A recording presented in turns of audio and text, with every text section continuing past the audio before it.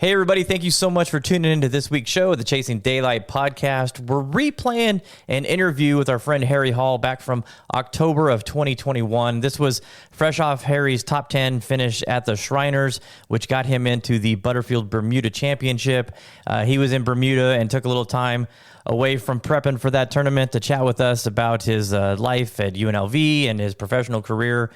He's been in the news a little bit lately because of his top play out at Colonial, and which has increased his FedEx Cup standings. I think he's at 73rd now. He's really close to making the playoffs, which is going to be exciting. And so we wanted to play this interview for you because he's been in the news, and we're pretty excited about the way he's playing. So thank you so much for tuning in for this one.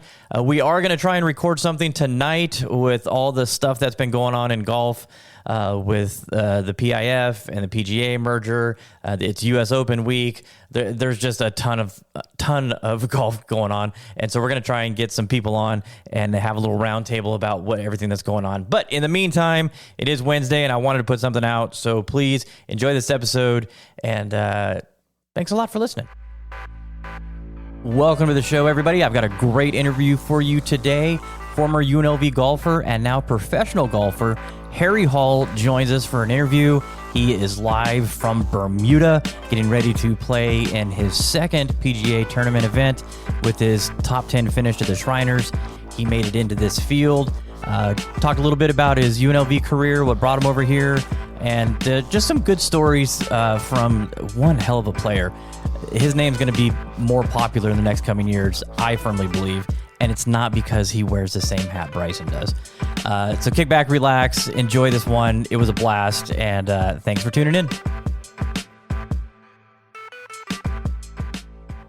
Welcome back to the Chasing Daylight, everybody. Got a nice interview series for you today. On the phone with me, which I just found out he's live from Bermuda, Mr. Harry Hall. How you doing today, sir? Very good, thank you, Matt. How are you doing? Well, it's beautiful weather today. It sucks you're not here to enjoy it, but I kind of, would rather be where you are, to tell you the truth. I am sat in a nice hotel room. I've got a band playing outside my patio door. I'm on the beach. I'm going to spend a lovely week in Bermuda and playing my fourth PGA Tour event, so I'm excited. Life is good, right? Yeah. So I know a lot about you because I'm a UNLV junkie. Been a fan of yours since you got to UNLV. But you're originally from Hale, England? Yeah. What brought you all the way around the other side of the planet to play at UNLV? Wow. I'm originally from Camborne, which is a little town closer to Hale that no one likes to tell you they're from. So I'm actually from Hale. We moved there when I was about 13, so we moved up in the world. It's like people don't like to say they're from Henderson. They say they're from Vegas. Yeah, right. Exactly. So I'm actually from Camborne. I grew up there, went to primary school there. When I was 11, I went away to boarding school for a year to play golf because I was pretty good and got a scholarship, and came back to Hale when I was 12 and went to a normal school. And it wasn't until I was about 16 that I was playing in some national events and member of the England under 16 boys team and the under 18s, and had a lot of interest through college golf coaches in America coming over to watch me play. And Phil Rowe, who was from West Cornwall Golf Club, the same golf course that I played at in Cornwall, England, was the assistant coach at Stanford. And he moved to UNLV in the end of 2013, just in time for me to sign in 14 to go to a school. And I could never have gone to Stanford academically, and it was a blessing really that he went to UNLV and invited me on a visit because we have that connection from being from the same place. And I grew up with always friends kind of mentoring me that didn't move on like he did to the States from where I come from. And yeah, UNLV was the best school that I was looking at the time. I went on a visit and saw Shadow Creek and Sun Highlands, Spanish Trails and Las Vegas Country Club, and thought, wow, 360 days of pure sunshine, that's hard to beat, isn't it? Yeah, we kind of got it lucky here. The winter isn't really winter compared to the rest of the world. Right, yeah, exactly. Well, I spent most Saturday mornings in 35-mile-an-hour wind and waterproofs and could hardly hold the club. It was, 32s in Fahrenheit. So what was your reaction to Vegas? I mean, had you been to a big city like that? Like, I'm sure you've probably been to London, right? I've been to London a few times. It was my first time in America on my official visit. Oh, really? And, yeah, went to Vegas and went to Marquette in Wisconsin. Completely two different places. And I love Vegas. At the time I was 16, 17, and liked a bit of glamour, like dressing up, like the whole atmosphere that Vegas had. And for golf, it was fantastic. And I loved it, and I still do. So you had a pretty outstanding career, and in 2019 you were awarded the Mountain West Golfer of the Year. Only the sixth player in UNLV's history to win that, so congrats on that. That's a nice little accolade to have. Thank you. So after UNLV, there's a little gap between that and your Korn Ferry start. What was going on between graduating and getting out on the Korn Ferry? Well, I graduated in 3.5 years at the end of 18, decided to do another semester at UNLV just so I played on a team and finished my, NCAA eligibility, and did a fourth year with the guys, and another national championship, and then went back to England that summer and played in a few competitions, and then played the Walker Cup, which is Great Britain and Ireland against the USA, which was something that I always wanted to do because Phil Rowe, who obviously helped me progress in my career and was my coach at UNLV, played on the team. Oh, nice. Yeah, so that was really cool to get that on my CV, and looking at his CV in the past, I tried to tick off everything on his one. So to have the Walker Cup was really cool, and every golfer from Great Britain and Ireland really cherishes playing in the Walker Cup, and that's kind of the pinnacle of amateur golf for us. And that was really nice to do. Who else was on that team with you? Anybody we'd know? No, not really. It was amazing because I'm kind of COVID really affected a lot of people my age back in Europe because they haven't had a Q school for 2 years. Yeah. And they haven't been able to progress as much as you could have over here. At least we've had some, Monday qualifiers to play in, a system that you can, graduate into. And I know that the Korn Ferry Tour was 2 years into one, but I still made it just because I got through Q school at the end of 2019, even with conditional status. So I played the Walker Cup, turned pro. Before I played any Q school, I got an invite into the Alfred Dunhill Links, at St Andrews, Kings Barnes, and Carnoustie. Oh wow, that's a great one. Played that right after the Walker Cup, and I came 15th. I'm playing my first professional event, and I remember playing practice round Luke Donald and seeing all the guys, and I'm thinking, wow, this is my first tournament. And I played Kings Barnes the first day, shoot 2 under. Played St Andrews the next day, shoot 4 under. Ooh. And I'm right on the cut line.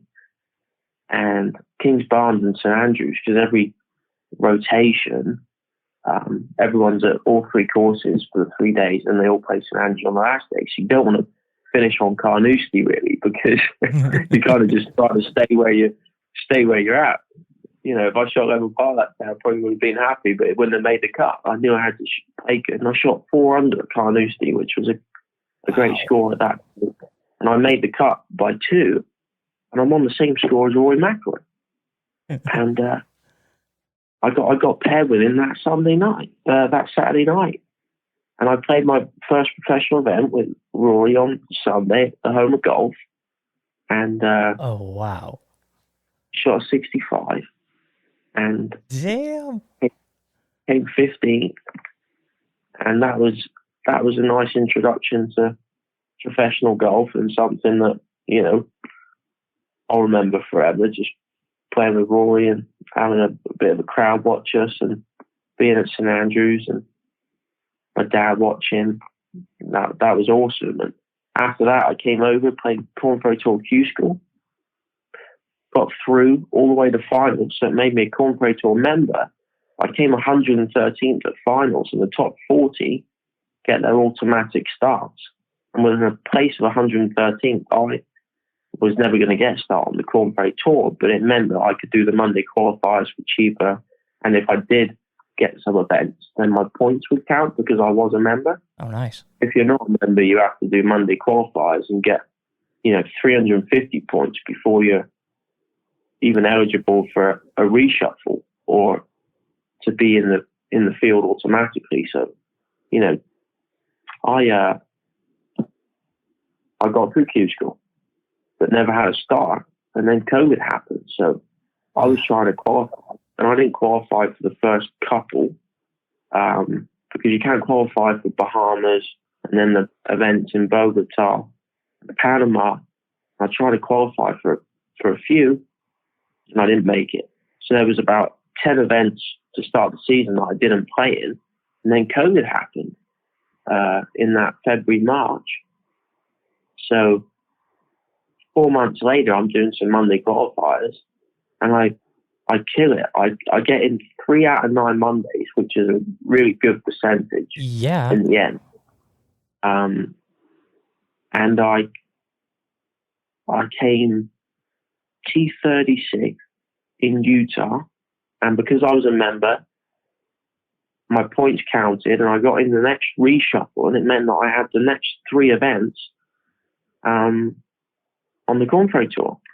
And I go miscut, second place, and I'm on the Corn Pro Tour ever since, and managed to finish 2020 off well with a few top 10s, and I finished 67th on the list, playing, half the events of everybody else, but at least that got me a full schedule in 2021 where I, won an event this year and didn't have my best year on the course, and that win kind of really made the year look a lot better than it was, and I'm very thankful for that. And I got the job done in the clutch, and when I was in contention, I finished it off. But that was kind of, that and one other top 10 for 22 events. You'd probably say, well, other than that, it wasn't a great year, but made it to the finals, and I'm comfortable, and I'm in the same spot as everybody else coming next year.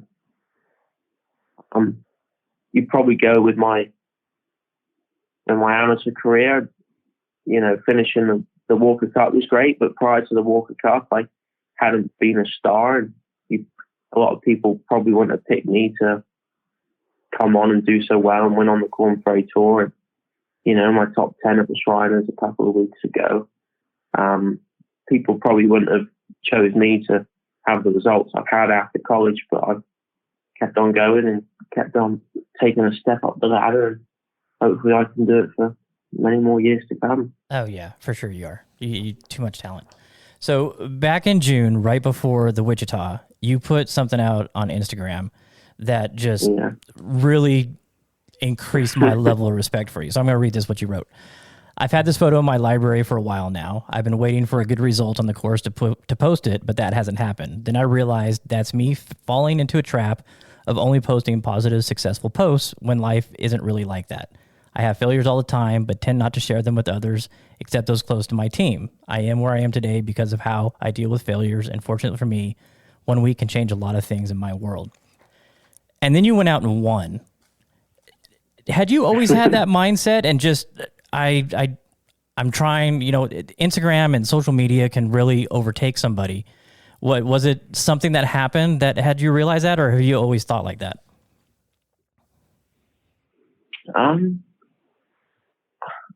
You go through spells, don't you, where obviously everybody goes through ups and downs, and you never see it, do you? You never see it on social media, right? And I just thought, I need to switch something up. It's negative, but I'm not posting at all. If you only post positive stuff, well, that might flip your mindset. But if I'm not posting at all, that's kind of negative, because I like to post and I like to stay relevant. But obviously something was going on where I wasn't playing good enough golf to think that I deserved to post or tell anybody about it, and nobody wanted to know. But I don't think it was just a very spontaneous thing. I thought, you know what, I'm going to post this photo because I like it. It doesn't matter how I play. And what does it matter anyway? I mean, you want to be a nice person, a good person. And if I came T50 last week and not T5, someone might think T50 is a fantastic result and I'm on the corporate tour, Yeah. So. Well, I loved it. I thought it was great. And I wish more people in the spotlight would post that. I mean, it's so easy to get this glamorous life of a professional golfer out there, but local knowledge, we just said in our podcast this last week, they had a great episode talking about mental health and a lot of the struggles that some of these top guys like Matt Wolff and a couple other players are going through. And it's nice to see that side of it. It's not, of course everybody wants to see the fast cars and the hot chicks and the big checks, but that's not everyday life. Even for, the top players in the world, that's not their everyday life. So I was glad that you embraced that. And it freed you up a little bit mentally, and you had a hell of a tournament. I think that post had a lot to do with, flipping my mindset and having a refreshed week, for sure. Yeah, subconscious, Yeah, it's subconsciously it was in the back of my mind that I took a little bit of weight off my shoulders and a little bit of pressure, and I had a lot of support. That post, everybody loved that post. I got a lot of messages after saying, "Hey, respect that," and it was nice. And I think a lot of people feel like that all the time, and if they don't post for 2 weeks, they're probably going through it and they're waiting for a chance to do something positive to come up to give them an excuse to post. But I think now that I've done that, I need to not do it more often, but I definitely notice when I'm going through those spots again and still posting, and it's healthy to do. Well, let's get some beach photos out there, okay? Bermuda's too beautiful. Okay, so want to touch on Shriners, of course, but before you got into Shriners, rumor was swirling around, and Phil confirmed this for me. You had a match against Taylor to see who was going to get the exemption. Correct. Okay, talk me through that. What was that like? Because, I mean, when we heard it, because somebody who told us that was this guy who was just annihilated out at the 17th at Shriners. He had been drinking all day, and he was telling us about it. So I didn't know how much truth there was to it. And before we wanted to talk about it, we wanted to confirm. So I reached out to Phil Reedy, who was caddying for you, and he goes, yeah, it happened. I go, so, all right, so let's hear from you. It's an amazing way to get into an event, I mean, right? You've got you and Taylor, two of the top guys on the Corn Ferry Tour that are, you know, from UNLV. It's a home game for you guys. So what was that like? Well, first off, I'd heard a few people around town from, you know, the local businesses and the people I play golf with on a regular basis that, oh, hey, she's looking good. I think, you know, you're in the tournament. I'm like, great. And then Patrick Lindsay, the tournament director of the Shriners, says, Harry, I've got a question for you. Do you mind meeting me at TPC Summerlin tomorrow? And I'm like, yeah, Patrick, I'll see you there. And I'm thinking, okay, he's just going to ask me if I want the exemption in the Shriners. You know, what? He wouldn't invite me to the office to say no, would he? So I thought, what other option is there? And when I got there, I was, you know, obviously through the rumors, I knew I had a good chance. And yeah, complete bombshell. He says, I've been thinking, and I can't decide. Do you want to play for it with Taylor Montgomery? I've got one spot left, and I want to give it to one of you, and I don't know who to choose. And obviously, I'm not going to say no, right? To play someone one-on-one for a spot in a tournament is way better odds than a Monday qualifier, and I'm just very grateful for any opportunity I get, and said, that would be fantastic, Patrick. Thank you very much for considering me. And a week later, teed it up against Taylor. We had a local rules official, Tim Quinn from the SNGA, and we went out there, us two, and it was pretty comfortable off the first tee because we're quite good friends, actually, and played a lot of golf with each other over the last 6 years. Oh, yeah. He was a senior when I was a sophomore at college, so he was a junior when I was a freshman. So I did 2 years with him on the team, and we were good friends and hung out a lot. And his games, you know, got fantastic over the last couple of years, and I know that he's a tough competitor. And anyway, I shot a 68, which wasn't my best score around TPC Summerlin, but he shot a 69, and it was pretty tense, actually. I had a 3-shot lead with 5 to go. I eagled 13 to go 5 under, and he bogeyed it to go 2 under. And I thought that was kind of it, really, because I'm quite solid. I don't make any big numbers. And I bogeyed 15. A drive right and hit a tree and went into the desert. Oh. I didn't get up and down. I bogeyed it, and he parred it. Then he birdied 16, and I parred it. So I'm only one in front with 17 and 18 to play in that. They're good, solid holes at TPC Summerlin. Oh, the closing holes there are, I mean, arguably some of the best in town. Yeah, exactly. And we both hit it on the green on 17 and 18 and to 25 feet, and both missed. And yeah, but got him by one. That's so cool. I mean, I'd never heard of that. I thought it was great that they did that, you know. Everyone thought it was pretty great, you know. They've never heard it either. A lot of the players, and, you know, I played a practice round with Camilo Villegas and Scott Piercy, and even a few other guys said, hey, mate, by the way, did you have to play a playoff to get an exemption? They've never heard of it. That's so cool. Okay, so question about Taylor. He didn't go to a Corn Ferry event because he qualified for the U.S. Open. Makes the cut at the U.S. Open. But because... You're going to... Yeah, I got to know your opinion. I'm curious. You know, you're somebody that's out there that's grinding. So Springfield 2 weeks prior. Well, so first of all, I don't know if Taylor had to go to local or not. He might have gone to local and qualified for sectionals, right? US Open has a local qualifier and then a sectional. I don't know what he did. He might have been exempt through world ranking top 500. If not, he did local. But I remember seeing him in Springfield, Illinois, where I came second in 2020. And I go, you know, we're having a chat. We're on the driving range. And he goes, hey, where are you playing the US Open? And I go, I'm through the Walker Cup, I was exempt into sectionals. So all I had to do was, do a qualifier on the Monday or Tuesday of sectionals and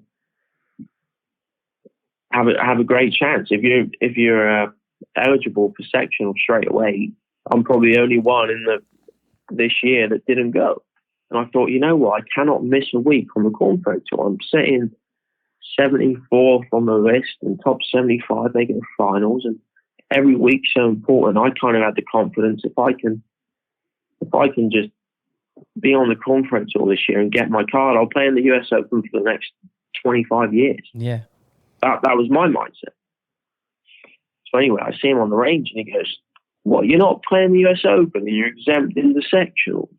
Like, he was almost like joking around as if to say, "Well, what are you doing?" But he's 19th on the list and he's not thinking anything of it. Anyway, US Open comes around, he qualifies, and it's at Torrey Pines. Well, I'm in Wichita, and check this out. He goes from 19th to 24th on the list, or he might have gone from like 22 to 26. I think that week might have moved him out. I'm not sure. Yeah, I think it did. I go from 74 to 36 because I won. I decided not to go to sectionals, even though I was exempt, thinking, US Open, I could play in a major championship. And I decided not to do it because I valued being on the Corn Ferry Tour so much, and that I can't afford to miss a week. And I went and won in Wichita, the same day that John Ram won on Father's Day at Torrey Pines. So I would say that was a pretty smart decision on my behalf, or at least it played well in my court. But, oh yeah, Taylor might.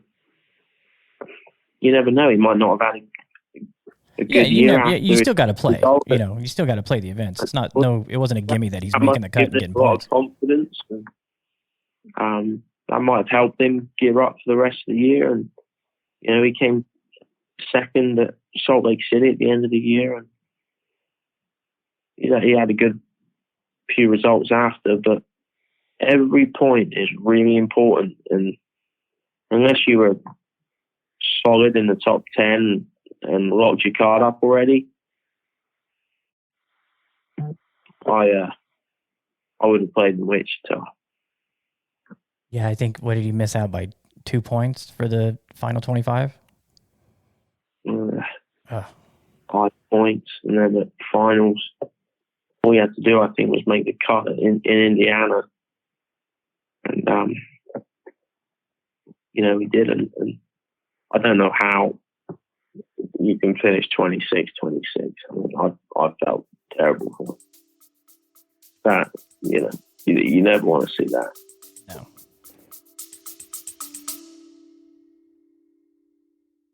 We're Nish and Chris, two very amateur golfers on a quest to play the top 100 courses in the UK and Ireland, after Chris set this challenge on a drunken Saturday night in my kitchen. Join us on our frequently humorous journey of a lifetime as we grapple with the logistical and financial challenge of playing some of the best courses in the world, as well as grappling with our games, because let's face it, it's never just about playing. Sometimes the score matters too. Listen to the Top 110 Golf Podcast wherever you get your podcasts. So how often do you play out at Summerlin? So for having such a great tournament, getting top 10 on the PGA Tour at Summerlin, how often do you play there to where that course and it gave you a little, if it any kind of advantage? I play there a lot because I don't live too far away. I live on the 215 and Russell, and it's only 10 minutes from TPC Summerlin.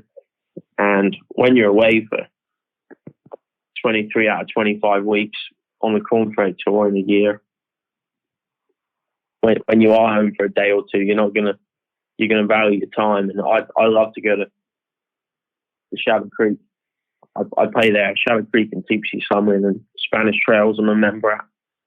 But TPC Summerlin I consider as the office. They're so good. They have my Callaway balls. close to home.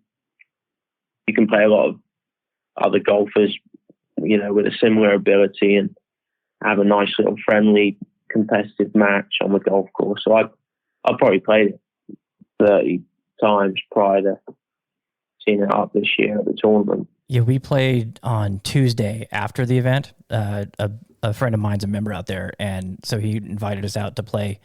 Jeremy and I played on Tuesday, and it was, I've probably played it 8 or 9 times, and it was, I thought, in phenomenal shape. I mean, the greens were just really, really good. Had you seen it? What do you think how the course was set up? Had you heard about the course prior to the tournament? Oh, yeah, with the nematodes infection, and they weren't even sure. Amazing. Oh, unbelievable. I was away at the Corn Ferry Tour finals, but they shut the course down for the members for 3 or 4 weeks because the greens were destroyed. And I didn't see them, but everyone was saying that. It was bad. Yeah, it was really bad. And they had to get a PGA Tour agronomist in, treat the greens. And I was very impressed by the time the tournament came around. That the course was fantastic, I thought, you know? Yeah, I said whatever they did, just rinse and repeat because the greens were amazing. They were fantastic. They rolled true. You know, they weren't lightning fast, but by the time Sunday hit, they were really firm. You know, on Monday, they were so soft. So the ability they have, I think, with the weather and, you know, how they manipulate watering the course, Vegas is probably a pretty cool climate to do whatever they want with the course. And they got it in a fantastic place, especially with everything that they had to deal with. So yeah, we were out there Friday, Saturday, and then played it on Monday, and I was blown away. I've been telling everybody it's probably one of the best Shriner events at that course in a long time. Oh, really? Yeah. I've watched the Shriner a couple of times when I was at UNLV, and I just remember it being so firm and fast, and it was by Saturday and Sunday. So. Yeah, it's a great course. It's underrated. I know it gets beat up a lot because people say that, you know, the scores are so high that it doesn't challenge the guys, but it's not an easy course. I don't think there's some elements that can come into play, and like you said, if they can control the greens and get in firm, it can play tough. Yeah, no, it's demanding off the tee, some shots, and, you know, around the greens. If you miss the greens, there's not many easy up and downs. You had a nice one on Friday, or was it Friday or Saturday, where you on 15, your bunker shot went long and you putted it off the back right into the hole. That was nice. That was nice. Yeah, I gave that a nice little fist bump. That's a crazy hole, and Joe and I played it. Joe played it for the first time last year. And he loves he's really into architecture and design. And one thing from the broadcast that you do not get about the 15th hole is the view from the tee box. They never show that. It's always, you know, from the little tower above the green. But that tee shot is really unique, and I really would love to see them show that view, because the way that I think it was Weed that designed that course. The way he designed that, it's such a different perspective standing there looking at it than the overhead. I think drivable par fours are fantastic, and it's so nice as well that you hit a lot of drivers off that tee box, and when they land on the green, normally they stay on the green. You know, it's pretty rare. But yeah, you just got to commit to hitting over the hazard on the left, and hope it, well, I do anyway, hope it fades a little bit, and you're on the green 80% of the time. And if you're not on the green, it's a great up and down hole. You get up and down around that green. Then you go from that one to the really scoreable par 5. That's pretty much a 2-shot hole for most players. A very challenging par 3. And then the 18th hole is a great closing hole. And when that pin on 18 is up front, there can be some scary shots into that green. Yeah, I managed to hit it to 6 inches when the pin was up front. That was nice. But I think the key there is getting a good drive away, because a lot of people are scared and they leave it out to the right, and then you have 160 yards and not 130, and that's a lot tougher shot, especially when 3 out of the 4 days the pins are tucked, the front and then middle left and then back left, and they're all along the water. So I played the last few holes really well in the tournament. Yeah, you 66, 65, 68, 68. That's 4 really good days. Yeah, I was a little disappointed Sunday in the heat of the moment. I felt like the weekend I had some better scores out there, I think. And, I'm so used to playing deep sea summer and shooting 6 and 7 under on a consistent basis. I knew it was out there on the weekend for me, but I made a couple of mistakes on Sunday. I flew it into the hole on 11 on Sunday. Slam dunked it and it bounced out to 20 feet and I made par. Oh. And then I hit the shot of my life on 9 out of a bunker. The bunker on 9 to the left. Off the tee. Yeah, I hit it in there and I had the ball below my feet and I was hitting this 5-iron. I hit a 5-iron draw and the pin was front left and I hit it to 20 feet. And it was one of the best shots I've ever hit. I hit it into the third bunker. Yeah, I hit it into the furthest bunker on 13, the par 5, and thought I could do a very similar shot. Hook it 50 yards and land it over that bunker short of the green and roll it up onto the green. I left it in that bunker, and that was, that's a shot and a half right there, because then you're hitting a wedge out and ended up making bogey. And, those two things changed a little bit, and I might have walked away with the second. I'll probably still win the court song chair. He's pretty impressive, isn't he? Oh, he was going nuts. Yeah. So are you a analytical thinker like that, to where you remember all the shots? I'm very statistical. Yeah. Always trying to figure out how I can improve by half a shot, I love talking to golfers, because the guy that I went and caddied for out at the US Mid-Am, he forgets the shot after he hits it. We'll be talking. We've done a lot of traveling together, and it's funny. He'll hit a shot, and I'm like, "Oh, that's just like that shot you hit when we were at Cabot." And he's like, "What are you talking about?" And I remember every shot. Yeah, and so do I. And it's sometimes I've thought of it as a curse, because I remember too much. Like, I shouldn't be remembering all this, but I have a heart. It's just there. So that's cool to hear that your mind thinks that way. Yeah, I'm very statistical and methodical, and kind of always have been since I got the UNLV. And then Phil Rowe, in a very similar way, psychology grad and quite an intellectual, and we nerded it out over 4 years, and I'm still going. What did you think about the Korn Ferry event that was at Paiute? What's your thoughts on that? Should they come back? Wait, the schedule's come out and I haven't seen it yet. Do you think that needs to come back? Back by the looks of it. Yeah?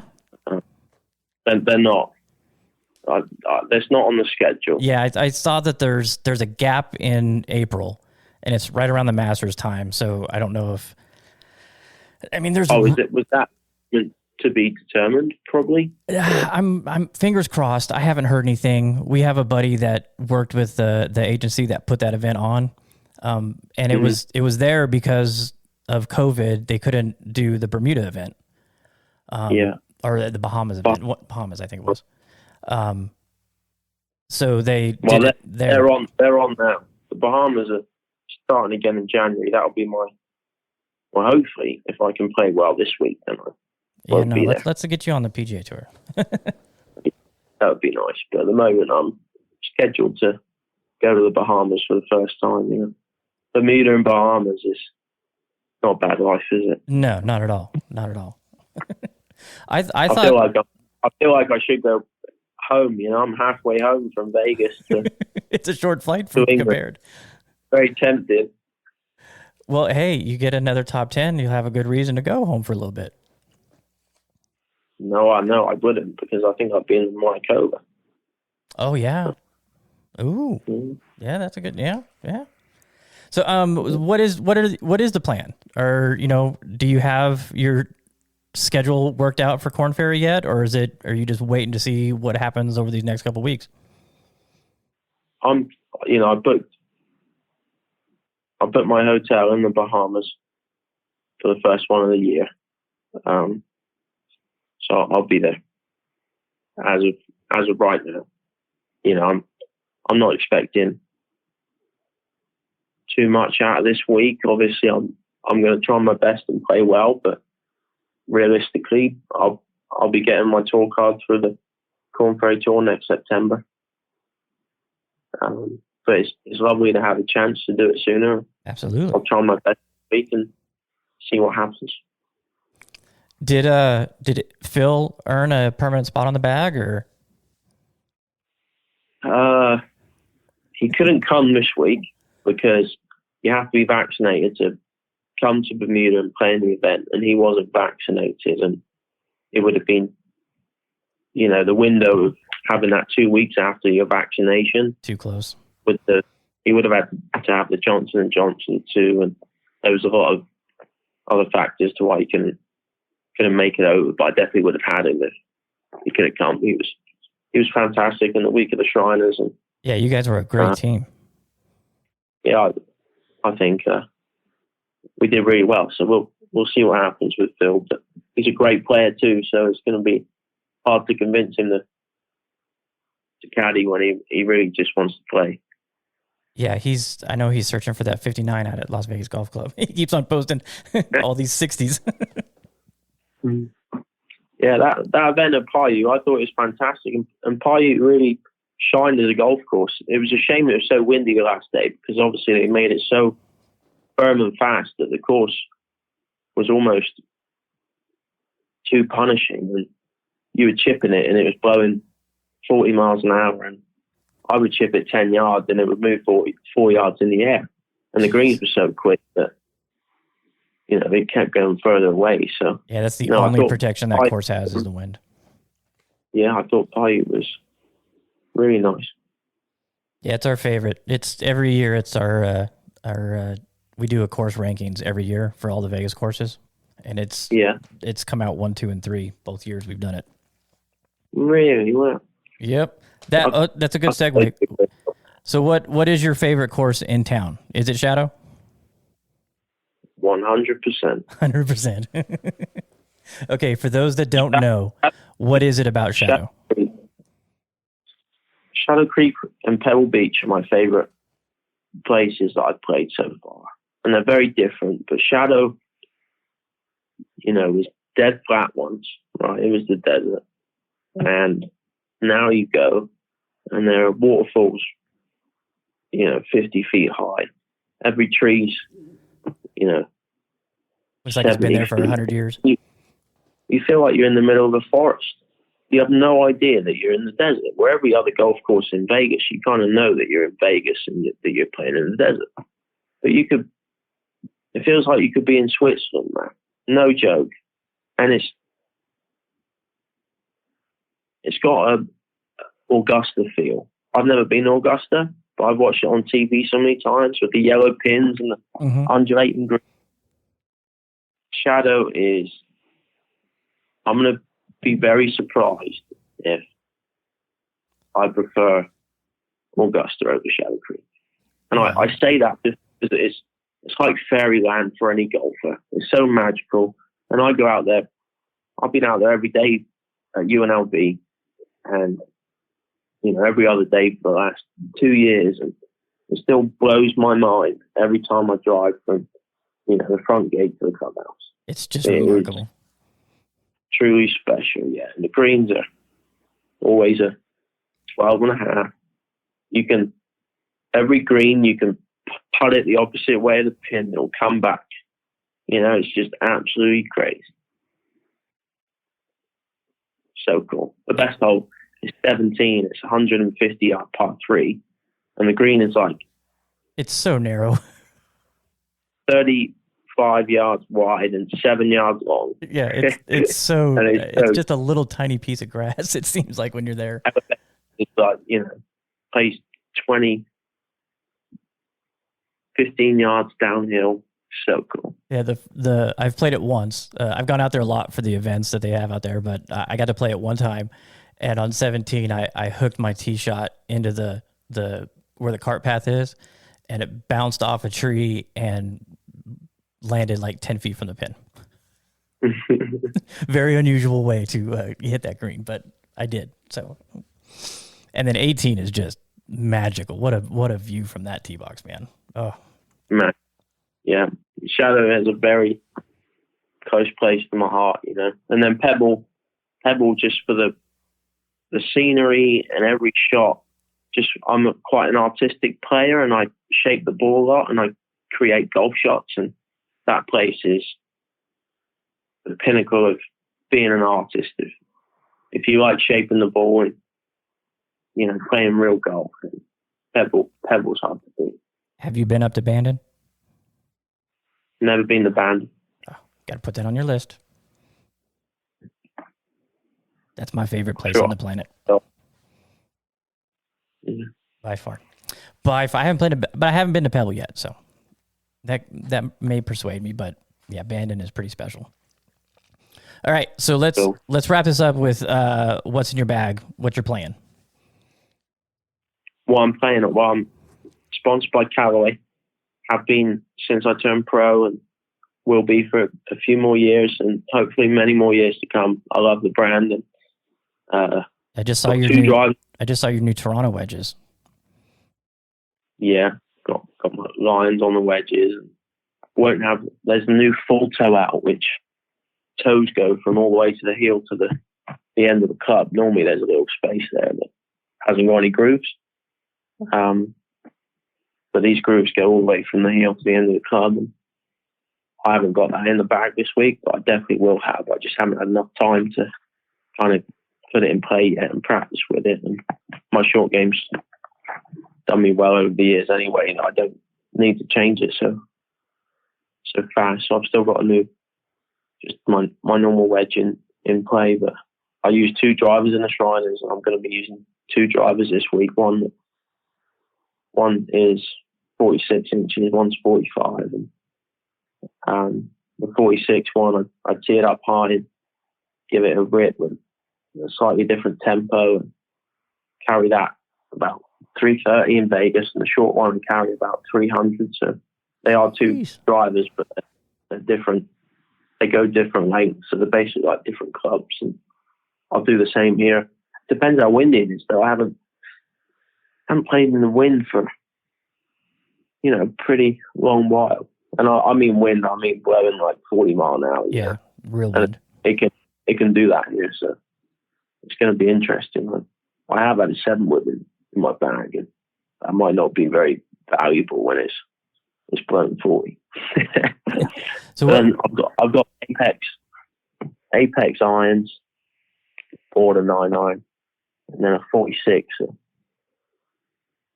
51, a 55, and a 59. Yeah. So what do you not have in that would be there if you didn't play 2 drivers? Well, this year I played a driver, a 3-wood, and a 7-wood. Now I've got 2 drivers, and I've got the option of either a 5-wood or a 7-wood. So I haven't got the 7-wood carries. We're speaking Vegas numbers, about 260, 255, and then I go to 300. So if I had the 5-wood, it would make my gap in a little more. But most of the time, when I've got that long driver now, I haven't got too many 3-woods coming into any greens. Yeah, you don't need and the it. short driver is pretty accurate, and I can grip down it a little bit and carry it to 75, 280 if I want to. So kind of replaces a 3-wood, but it's a little bit more forgiving, and I've got an extra 20 yards most of the time when you put a 3-wood out, a driver's too much, but it's not the case when you've got a short driver. You can kind of hit it 20 yards by everybody's 3-wood, but you're still in a good spot. It's interesting. So are you a gearhead? Do you know all your specs, all your swing weights, all your shaft lengths, all that stuff? All my shaft frequencies and head weights, and you know it all. Yeah, I know it all. Yeah, got my own loft and line machine. I've been learning a lot. There was a guy called John Oder on the team when I was at UNLV Golf, and he got me on the train. He used to go to a lower golf center and get all his clubs looked at and adjusted, and I never thought about doing that at all. I came over when I was 18 and never been exposed to, any golf facilities like I had at UNLV Golf, and went to a lower golf center a couple of times and have gone, most months ever since, just to check the clubs and learn more and more from Joey, and he's been fantastic and educating me. And and since about a couple of months ago, I've had my own loft and line machine, so I don't have to bug them as much. But I just went in there just before I left this week and got a couple of shafts knocked down from 47 to 46, because there's going to be a new legal limit, isn't there, in January? So I just sure that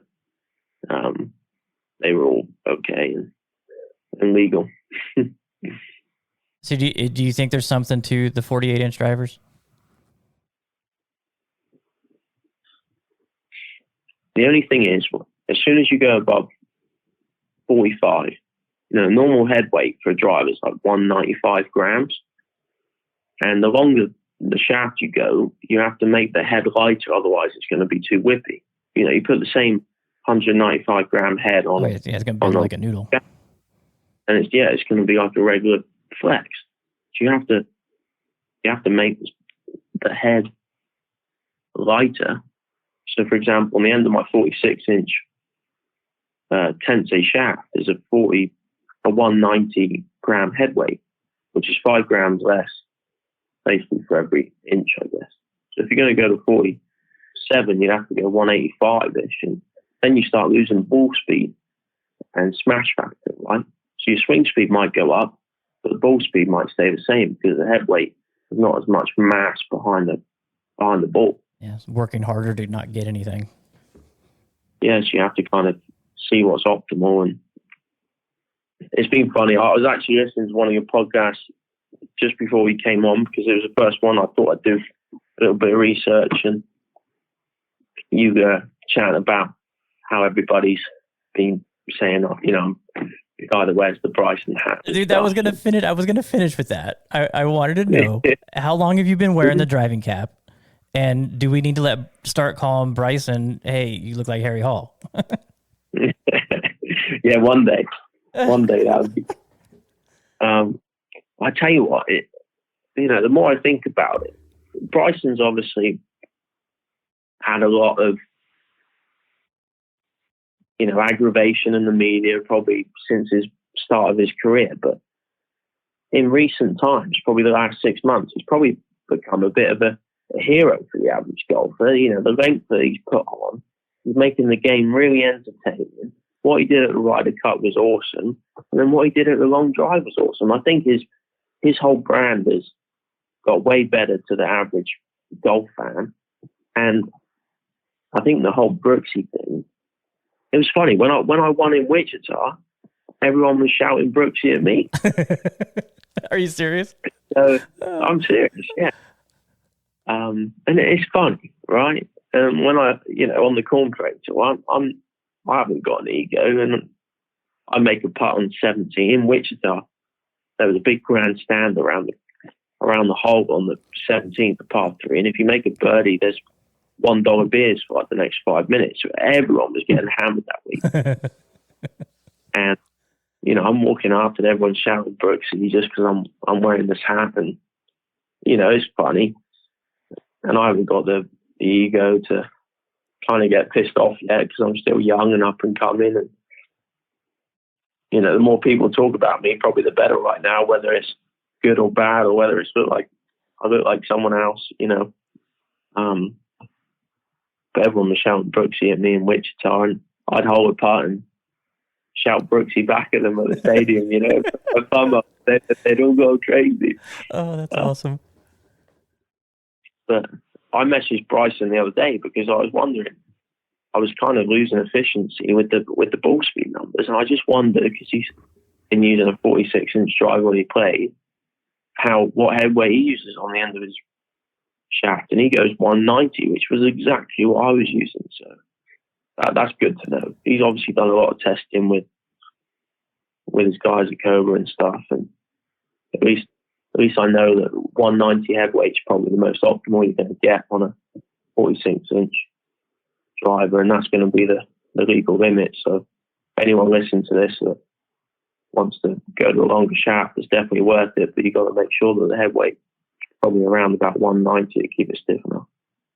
Yes, good info, right? Good info. But by the way, I want to go back to this Wichita moment, because this was highlight of the year. If you're going to ask me what the highlight of the year was. What was the highlight of your year, Mr. Hall?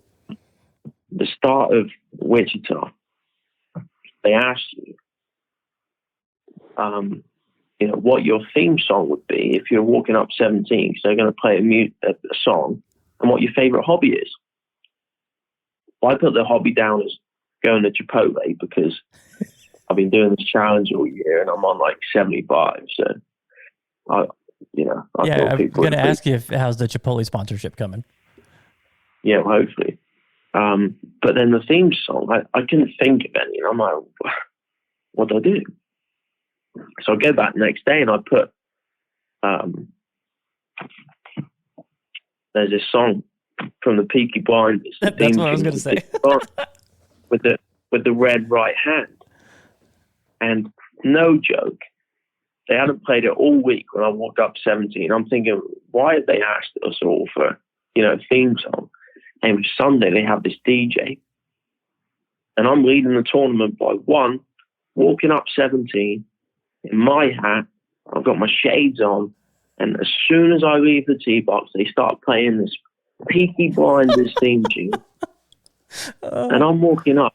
There's probably 5,000 to 10,000 people around this hole, and it's like the Waste Management Phoenix Open Corn Ferry Tour version, right? Yeah. And this theme tune of the Peaky Blinders playing, I'm walking up, and it's like, with the red right hand, boom. And I felt on top of the world, mate. I felt like Thomas just on set. It was nuts. And I was winning the tournament. I thought, if everyone thought I was a Peaky Blinder in the next 10 years, that would be nice. Yeah. Not Bryson 2.0. All right, I'll work on that. I love that show, man. That's why anytime I posted about you, I'm doing Harry fucking Hall, because it's Thomas fucking Shelby. Yeah, that was a highlight of the year. Oh, that's awesome. Yeah. So, have you seen Squid Game? That's probably the pressing question I'm going to get. Have you watched? No, I haven't. You haven't watched Seen Squid Game? The first 2 episodes. Yeah. Are you a big TV guy? Yeah. A little bit. Yeah, a little bit. Well, hey man, thanks so much for hopping on. It's been a joy to have you on. I've been looking forward to this. I was thrilled to see you perform so well at Shriners. Want nothing but the best for you this season. Tear it up at Bermuda, and we're looking forward to watching a very long, prosperous career out of you. That'd be very nice. I'll try my best to. Oh, hey, congratulations. Also, you just recently got engaged. Yeah, as of 2 weeks ago, I am engaged. Officially off the market. Officially off the market. Sorry, ladies. So congratulations on that. Had a great year. I just think you're gonna be making the headlines on the PGA Tour in no time. Yeah, that would be nice. I'll try my best to represent the Vegas community as well as I can, and hopefully add to the trophy cabinet with the Golden Knights and the Raiders over the next few years. That would be cool, wouldn't it? Yeah, it would be fantastic. Need you up there spinning the horn at the start of a game soon. Yeah. I haven't been to a Raiders game. I went to the Golden Knights game last night just before I flew here. That was so disappointing. Yeah. They're hurting so bad right now. They can come back. But so many I'm injuries. looking for the first Raiders game at the Allegiant Stadium. That'd be nice. Yeah, well, good luck, man. What's that? Have you been to a Raiders game yet? No, I haven't gotten the jab. So I was gonna try and go to the UNLV game Thursday night, but had something come up, so we couldn't go.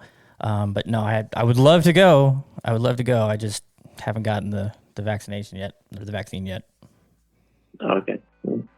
Hey, Matt, thanks for having me, mate. No problem, man. I'll be on again one day. Yeah, well, next time after you're done, like when the season's over and everything, you'll have to come hang out, and then we'll go play some golf. Awesome. So All right. Go light it up. All All right, buddy. Take it easy. Cheers. Bye.